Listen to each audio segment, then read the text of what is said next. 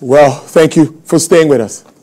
Information security analysts have duties and responsibilities which directly affect a company's well-being. Therefore, it's important to find someone who has the right mindset and understands what it takes to be successful in this job. These are some duties of information security analysts. Prepare reports that take note of security breaches and at the extent of damage caused by these breaches. Install software that is created to protect sensitive information, such as firewalls and data encryption programs. Monitor the company's networks to keep an eye out for any security breaches and investigate if anyone occurs. Research the latest information in technology security trends to keep up with date with the subject and use the latest technology to protect information. Let's talk to a practicing information security analyst. He joins me from the United Kingdom, Mr. Adeniji Omole. Thank you so much. It's good to have you on the program this afternoon. Thank you very much. Thank you for having me. Great stuff. Yeah, I think I should start with what exactly is the role of an information security expert in today's digital age? Well, in today's digital age, the world is moving at a fast pace in technology, and every organization is looking for, better ways to use technology to efficiently do their jobs. So the role of an information security analyst comes in handy to protect the organization from major cyber risks, cyber threats. And we take up the position to implement the security protocols and policies in organizations, and also educate employees on best security practices, and also to ensure compliance with industry regulations and best practices. So in today's age, there's growing reliance on digital tools, cloud systems, remote work, and this type of development has kind of increases and expanded the attack surfaces on the organization, so making the organizations more vulnerable to cyber threats. And these attackers, they are also evolving in different ways that they, put out their attacks. The way they used to attack back then, and like 10 years ago, has kind of improved and is constantly improving. So it is important to have someone who is an expert in that particular area of information security to keep the business or keep the organization ahead of the curve. So I think information security is no longer to be regarded as luxury for the organization. It is now an essential part of every organization, for any organization that wants to keep their data and digital assets safe. Now, what are some of the most common cyber threats currently facing organizations? Well, that would be phishing attacks. It's the most common one. There is phishing attack. There is business email compromise and ransomware attacks, insider attack as well, denial of service and data breaches attack. And phishing attacks and email compromise have surged in the last 2-3 years, resulting in over $4.9 million per attack. So these attacks are really serious attacks, which can make or mar an organization. Depends on how an organization is prepared to face these attacks. These attacks, especially the BC and the phishing attacks, can lead to serious financial loss, serious legal damage, serious organization image out there, because no organization wants to do business with an organization whose name is in the news for data breach. Every organization wants to keep their data protected and data properly secured, especially dealing with personal identifiable information, having organization data, and having secrets of the organization out there in the public by attackers is not a very good look on any organization, and no organization wants to be in that position. So if any organization doesn't want to be in that position, the organization needs to practice safe and good industry recognized standard security procedures. All right, then now let's now look at steps that businesses can take to protect themselves from cyber attacks. I'm sure that you'll be able to explain this to us and let us understand what can be done.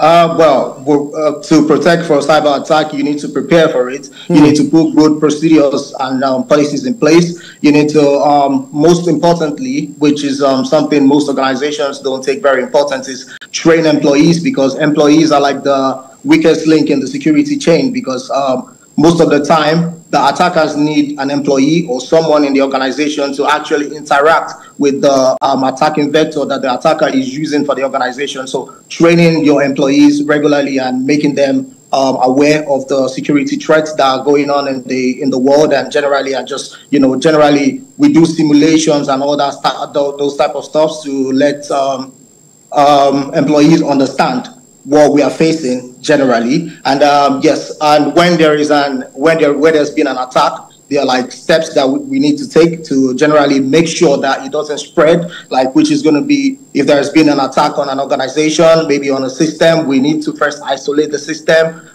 investigate and understand the scope of the attack and what systems have been affected, what data has been filtrated, and then we have to contact the stakeholders, let stakeholders understand which data has been gone or what has been affected, so stakeholders as well can play their part in ensuring that on their own side of things they are keeping themselves secure. And if a stakeholder understands that their email has been compromised by an attacker, they are going to be aware, keep their own security side in check, and understand that they are to expect maybe phishing emails or general attacks from attackers. But now, I was just thinking while preparing for this interview that when a cyber attack occurs, what is the first thing an information security expert, what should you do at first?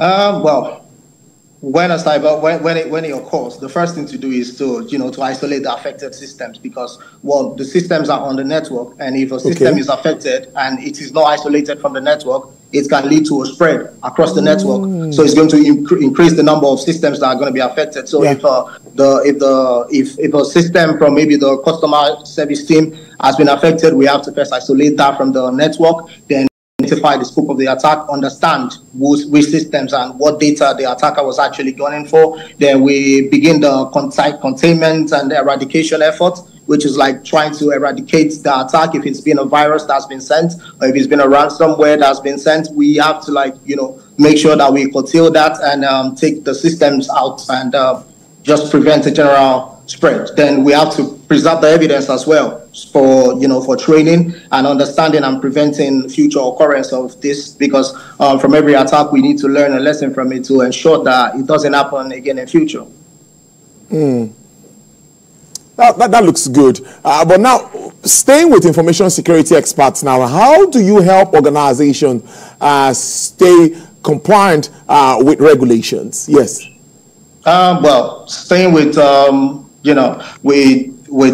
of the major things that we do is we're going to be conducting regular compliance audits and making sure that all the regulations all the government regulations are followed, and everything we do in our organization are going to be compliant with the government best practices and the security best practices. For instance, in our health sector, we have to follow the HIPPA, and we make sure that every process and procedure in our organization is going to follow what has been advised and what has been recommended by these bodies, because these bodies are like large bodies that come up with best practices and how things should be done and things should be handled. Like, for instance, if you are an organization that deal with payment card, you have to make sure that your procedures and process on how you handle payment card details, information, name, code, and who you share it with, who has the access to it, goes accordingly to what the PCI DSS framework has recommended.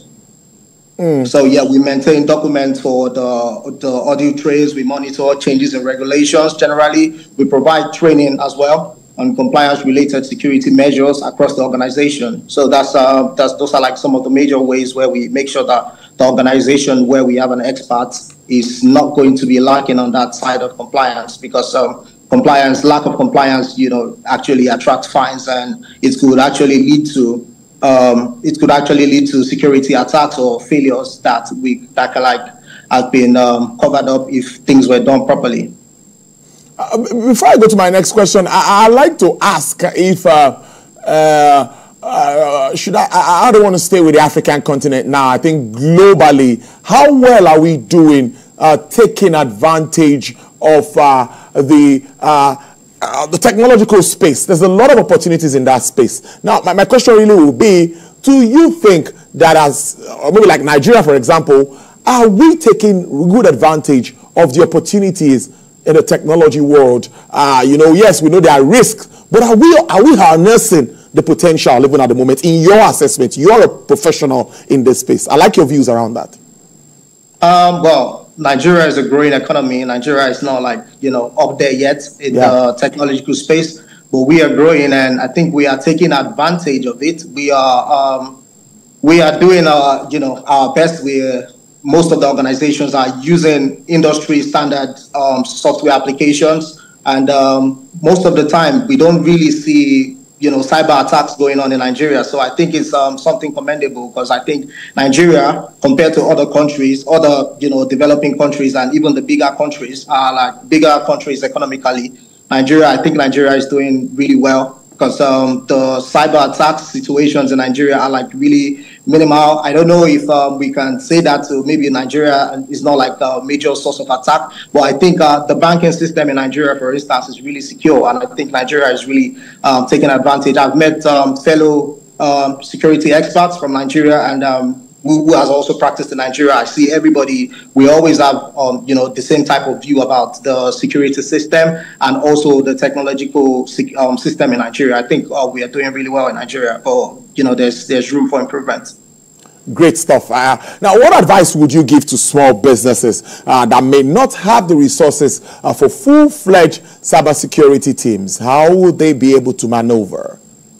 Well, small businesses, major advice is to, focus on basic cybersecurity practices. There are like basic cybersecurity practices out there that they can follow. They can follow a framework of like, say, maybe ISO 27001, which lists specifically all the controls in different domains of security, where you can understand how to do role-based security, role-based access control. You can get how to, streamline the access to organizational data, and also password security, multi-factor authentication. I think small businesses, first thing they need to focus on is to focus on the least expensive ones, which is like multi-factor authentication, which means that even if an attacker gets the opportunity to compromise your username and password, if there is a multi-factor authentication, which might be that the login means that you're going to have to authenticate it from your phone personally. If the attacker gets the opportunity to get your authentication credentials, they might not be able to get access into it, because there is another layer of security on that. So I think small businesses need to focus on, the cheap ones, the ones that are least expensive. It doesn't have to be, security doesn't have to be overwhelming and expensive.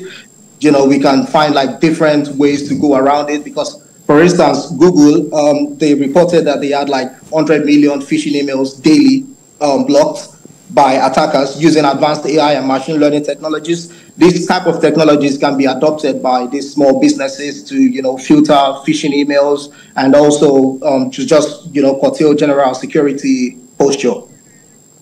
All right, I must say it's an interesting conversation, and we'll keep a tab on you, Mr. Adeniji Omole. I have you in again to discuss issues, of course, even around the tech space. It's been an interesting conversation. Information security analyst, Mr. Adeniji Omole, joined us live from the United Kingdom. Thank you for joining Business Nigeria. Hope to see you again soon. Thank you for having me. All right, then.